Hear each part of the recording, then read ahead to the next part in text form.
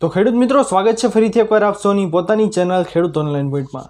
દોસ્તો, આજની વિડીયોની અંદર હું આપ સૌને જણાવવાનો છું કે જે નવો પરિપત્ર આવેલો છે કે વર્ષ 1951થી નહીં પરંતુ 1995થી જમીનના ટાઇટલ જોવાશે, તો તેના બાબતની હું આપ સૌને એક મહત્વપૂર્ણ માહિતી જણાવી દઉં કે ઘણા લોકોને એ ખબર નથી પડતી કે આ પરિપત્ર છે તે આપ સૌને કામમાં ક્યાં લાગવાનો છે, અને પ્લસ તમે જે કામગીરી કરાવો છો તેમાં આ પરિપત્રનું શું મહત્વ છે તેના વિશેની મહત્વપૂર્ણ માહિતી હું આપ સૌને જણાવવાનો છું।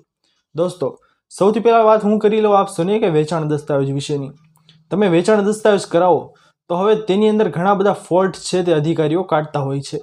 માનો કે તમારા અગાઉ જે વડીલો હોય તેઓએ જમીનના જે કોઈ પણ વ્યવહારો કરેલા હોય, માનો કે તેઓના ભાઈના નામેથી ભાઈના નામે જમીનો આવેલી હોય, અથવા તો કઈ કેસ ચાલેલો હોય તેના લીધે મનાઈ હુકમ થયો હોય, ટુકડા ધારાનો ભંગ થયો હોય, XYZ કેસ હોય જેમાં વેચાણ મનાઈ તેવું લખેલું હોય, તો હવે જે 1995 પહેલાંના જે નિયમો છે, જે કાંઈ પણ આવા થયેલા છે વસ્તુઓ, જે કાંઈ કાર્યવાહી અગાઉ થયેલી છે, તો તે હવે ધ્યાને લેવાની નથી।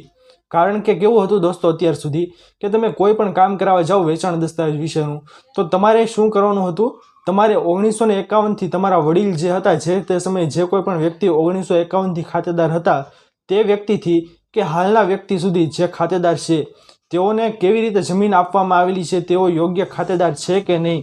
દોસ્તો, હું આપ સૌને સૌથી પહેલાં તો એ જણાવી દઉં કે તમે ખેતીની જમીનનું કામકાજ કરાવો તો તેની અંદર 3 પ્રકારના ટાઇટલ જોવામાં આવે છે। 3 પ્રકારના એટલે કે કયા કયા ટાઇટલ?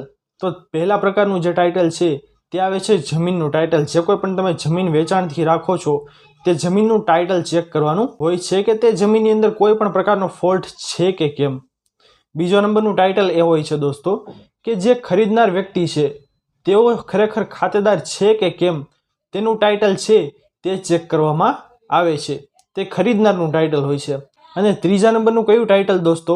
તે ટાઇટલ ક્યારેક જ જોવામાં આવે, કારણ કે જે જમીનની અંદર વેચાણ થયેલા હોય તો તે વેચાણ આપનાર વ્યક્તિ અને વેચાણ લેનાર વ્યક્તિ છે તેઓ ક્યાંથી ખાતેદાર હતા તેઓનું ટાઇટલ પણ તમારે વેચાણ દસ્તાવેજની અંદર આપવું પડે છે। તો દોસ્તો, આ 3 પ્રકારના ટાઇટલ છે તે અત્યાર સુધી આપણે આપવાના હતા, પરંતુ હવે 1995થી જો જમીનના ટાઇટલ જોવાશે તો તેની વચ્ચે જે કોઈ પણ વેચાણ થયા હોય તેના ટાઇટલ તો આપણે ચેક કરવા જ પડશે, પરંતુ તમારે આસાની એ થઈ જશે કે 1995થી તો મોસ્ટ ઓફ લોકો છે તે ખાતેદાર હોય જ છે, એટલે તેવા વ્યક્તિઓને કોઈ પણ પ્રકારના પ્રશ્નો આવશે નહીં।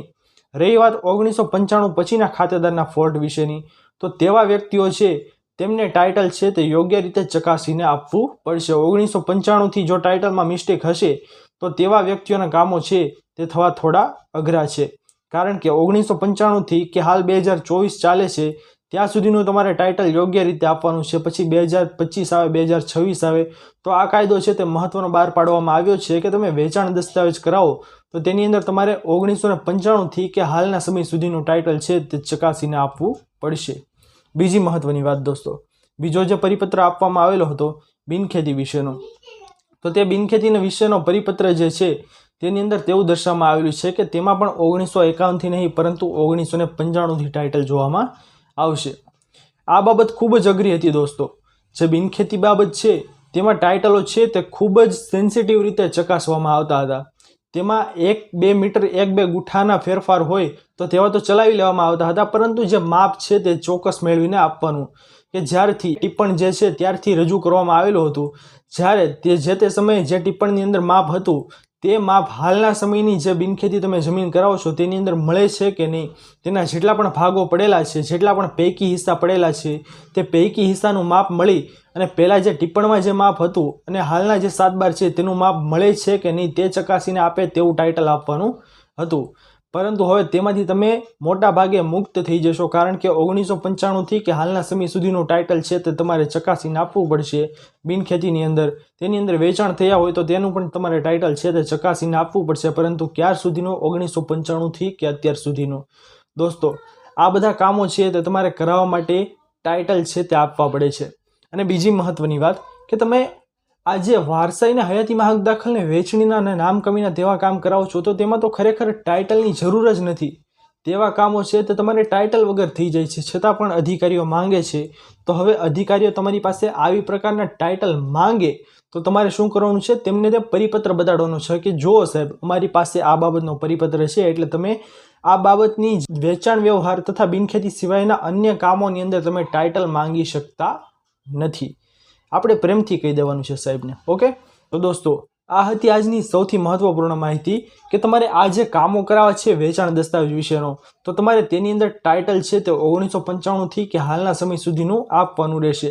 તો જ તમારા કામો છે ખેતીની બાબતના તે થઈ શકે છે. આશા કરું છું દોસ્તો કે આપ સૌને આજનો આ મહત્વનો વિડીયો છે તે પસંદ આવ્યો હશે. જો પસંદ આવ્યો હોય તો વિડીયોને લાઇક કરવાનું ભૂલતા નહીં.